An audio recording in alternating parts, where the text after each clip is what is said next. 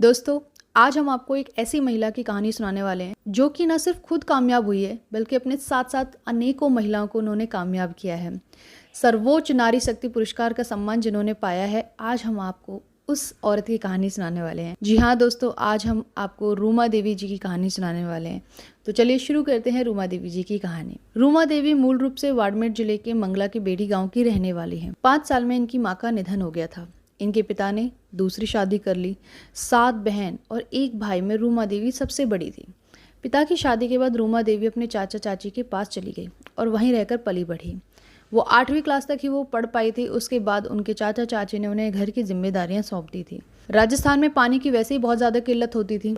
ऐसे में रूमा देवी ने वो दिन भी देखे हैं जब उन्हें बैलगाड़ी पर बैठकर घर से 10 किलोमीटर दूर से पानी लाना पड़ता था। छोटी सी उम्र में ही उन्होंने घर के सारे कामकाज और जिम्मेदारियां संभाल ली थी। इसके बाद 17 साल की उम्र में इनके चाचा चाची ने इनकी शादी करा दी। बेइंतहा गरीबी में पली बड़ी रूमा देवी ने सोचा कि अब ससुराल में मेरे दिन अच्छे से कटेंगे, लेकिन ससुराल में भी उन्हें वही गरीबी देखनी पड़ी। उन्हें जिम्मेदारियों का पालन करना पड़ा। उनके लिए शादी करके कुछ नहीं बदला। 2 साल बाद वो प्रेग्नेंट हुई और उनका बेटा हुआ। तब उन्होंने सोचा शायद अब मेरी सारी दुख मुसीबतें सब कुछ ख़त्म हो जाएंगे, लेकिन महज 48 घंटे बाद ही किसी प्रॉब्लम की वजह से उनका बच्चा मर गया था। पैसे के अभाव की वजह से उन्होंने अपने बच्चे को खो दिया था।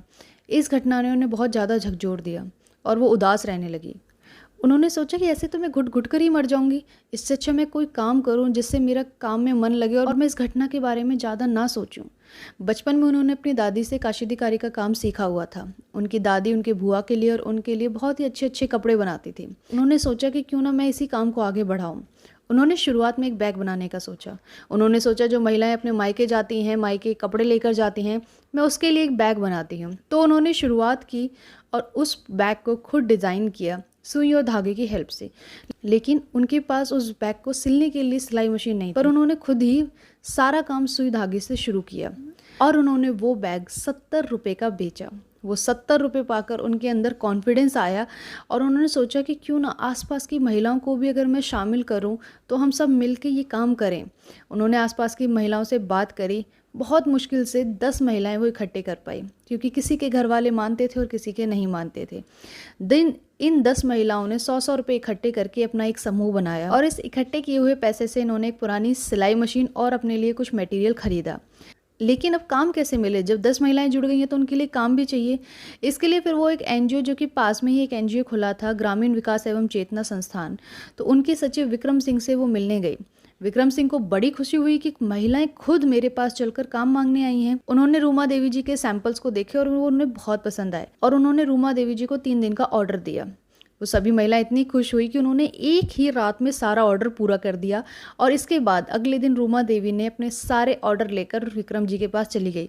विक्रम जी को बड़ी हैरानी हुई कि एक दिन में इन्होंने सारे ऑर्डर्स को कैसे पूरा किया।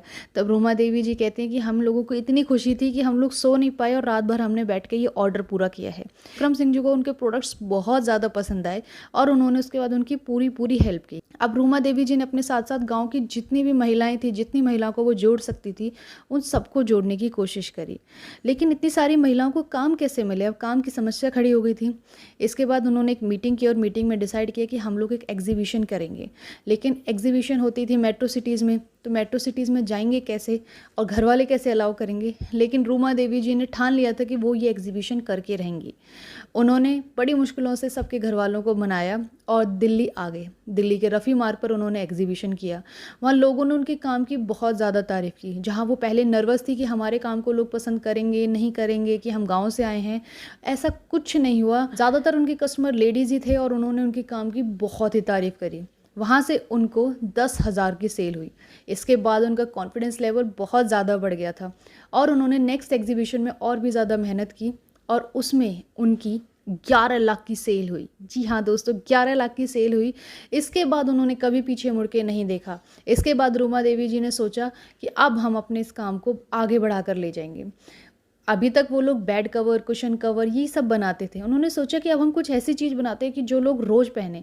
उसके बाद उन्होंने कुर्ता, दुपट्टा, साड़ी ये सब कुछ बनाने का डिसाइड किया।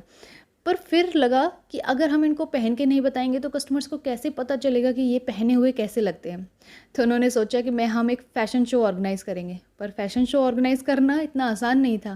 तभी किसी ने बताया कि यहाँ पर पास में ही राजस्थान में हेरिटेज फैशन शो चल रहा है, आप उसमें पार्टिसिपेट करिए। जब वो वहाँ पर गई तो वहाँ के लोग भी हैरान हो गए कि आप जैसी महिलाएं इस फैशन शो में कैसे पार्टिसिपेट करेंगी। यहाँ पर देश के नामी गिरामी डिज़ाइनर्स आए हैं पार्टिसिपेट करने के लिए। बट रूमा देवी जी बहुत ही ज़िद्दी थी इस मामले में। उन्होंने कहा कि हमें यहाँ पार्टिसिपेट करना है, और उसके बाद उन्होंने सब कुछ रिसर्च किया, सब कुछ खोजा और अपनी कलर थीम बनाई और अपने डिज़ाइंस उन्होंने रैंप शो पे उतारे। जब उनके डिज़ाइंस रैंप पर आए तब बड़े बड़े डिज़ाइनर्स ने उठकर तालियां बजाई, जिससे रूमा देवी जी को एक बहुत बड़े प्लेटफॉर्म पर पहचान मिली। बस यहीं से उनकी ज़िंदगी बदल गई, यहीं से उनके सितारे बुलंद हो गए। और उसके बाद सभी डिज़ाइनर्स ने उनकी बहुत तारीफ़ की, और उसके बाद उन सभी डिज़ाइनर्स ने उनके गांव गए, उनके गांव में जाकर उनके काम को देखा और उनके साथ मिलकर बहुत सारे शोज़ ऑर्गेनाइज़ किए। और इसके बाद रूमा देवी जी को अवार्ड्स पे अवार्ड मिलते चले गए। उनके अवार्ड्स की लिस्ट बहुत लंबी है, लेकिन जो सबसे लंबा अवार्ड है उनका है वो है हार्वर्ड यूनिवर्सिटी में जाना। जी हाँ दोस्तों, हार्वर्ड यूनिवर्सिटी से उनको कॉल आता है, आप हमारे यहाँ एज ए गेस्ट स्पीकर आइए और हमारे बच्चों को बताइए अपनी कला के बारे में। इसके बाद रूमा देवी जी हार्वर्ड यूनिवर्सिटी जाती हैं। हार्वर्ड यूनिवर्सिटी जाती है और वहाँ के लोगों को अपनी कला का प्रदर्शन करके आती हैं। इसके बाद रूमा देवी जी को नारी शक्ति पुरस्कार मिलता है 2018 में राष्ट्रपति जी से। वो केबीसी में भी आ चुकी है, अगर आपने उन्हें देखा हो तो वो सोनाक्षी सिन्हा के साथ केबीसी में भी आ चुकी हैं। आज के समय में वो लगभग 22,000 महिलाओं को काम दे रही हैं। रूमा देवी जी पर एक किताब भी लिखी हुई है जिसका नाम है हौसले का हुनर, जो कि निधि जैन द्वारा लिखी गई है। तो ये थी दोस्तों रूमा देवी जी की कहानी।